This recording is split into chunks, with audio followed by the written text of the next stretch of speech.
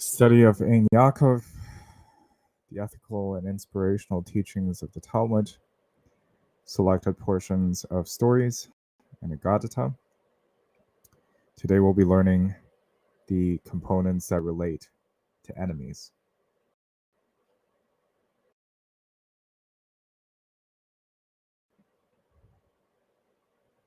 A permanent, Reb Chelbel says in the name of Reb Huna, if a person has a permanent seat where he always prays, the God of Abraham will help him.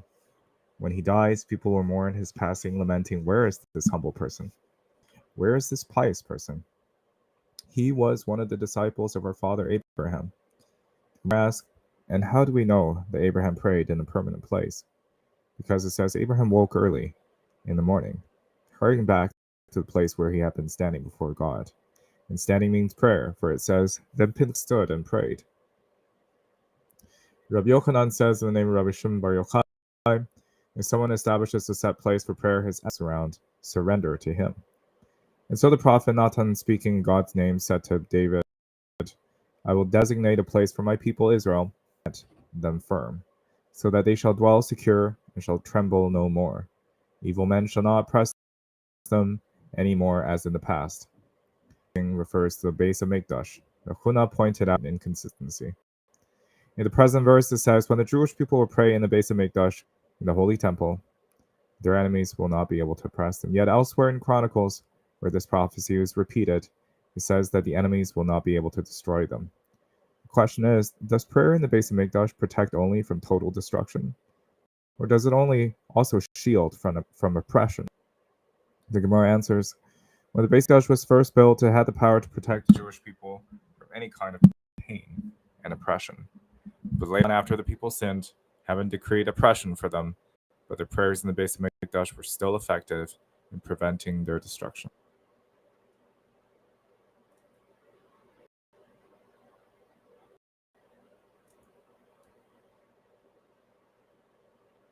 Fighting against the wicked.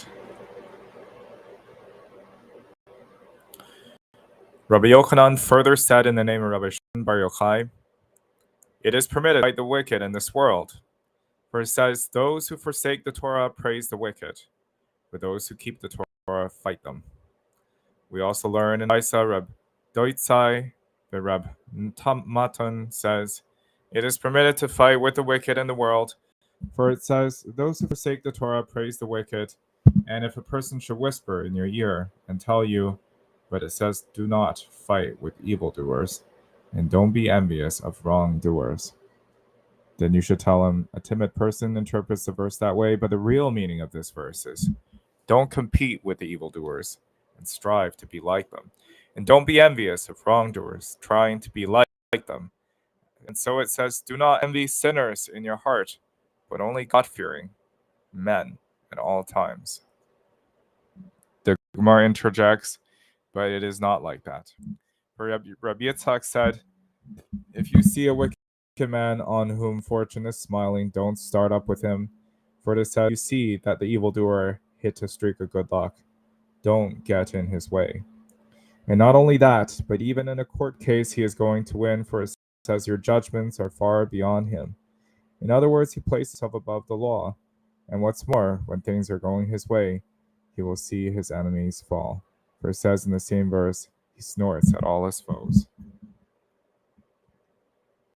The Gemara answers, there's no contradiction.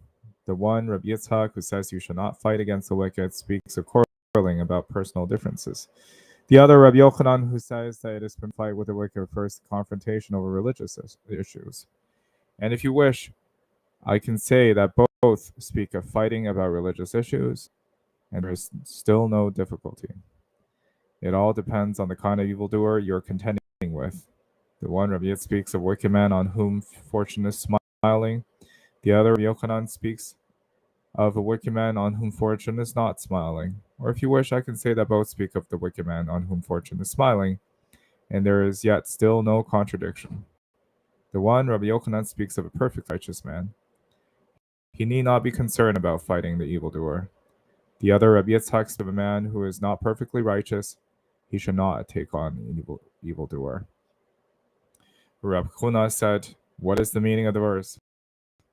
Why do you countenance treachery and stand idly by when one in the wrong devours the one in the right?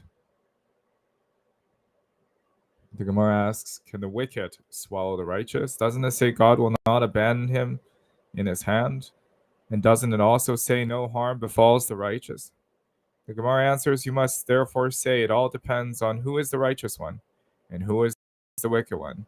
The evildoer can swallow up someone who is more than he is, but he cannot swallow up a perfectly righteous man. And if you want, I can answer you. It is different when fortune is smiling on the wicked.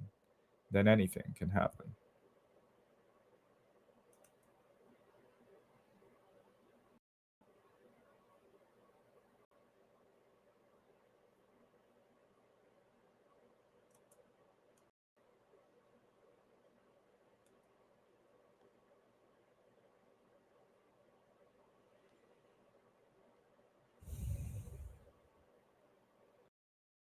The punishment for various faiths. It was taught in the Brisa of Nehemiah said, as a punishment for a person's unwarranted hatred, there will be a great deal of discord in his house. His wife will miscarry, and his sons and daughters will die young. Lezer and Rabbi Yehuda said, as a punishment for failing to separate challah, there will be no blood, wine, and oil that have been stockpiled. And as a result, prices will rise. Seed is sown, and others will eat it. As it says, I will do the same to you.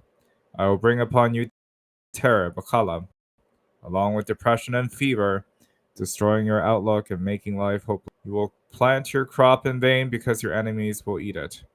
Don't read bakala, but bakala. Because of failure to give kala, these calamities will come upon you. But if you do give kala, you will be blessed. For you shall also give to the priest the first of your dough, that a blessing may rest on your house. As a punishment for failing to give truma and tithes, the heavens withhold dew and rain, and as a result, prices rise, wages are lost, and people run frantically in search of a livelihood and cannot find it. As it says, drought homes snatch away the snow waters, and the grave snatches away those who have sinned. Whereas, how is it implied in the text that these troubles come in retribution for failing to give truma and tithes? In the Shiva of Rabbi Shmuel, they expounded because the things I commanded. You in the summer to give truma and tithes, but you did not do them. I will not rain during the winter. But if you do give truma and tithes, you will be blessed. For it says, bring all the tithes to the storehouse, and let there be food in my house. And thus put me to the test, said the Lord of hosts. I will surely the gates of heaven for you, and pour down blessings on you. And there will be no more. There will be more than enough. What does Ad Beli Dai mean? Said Rama ben Chama, until your lips will be exhausted from saying enough. Tithes, in common modern interpretation, often refers to charitable donations.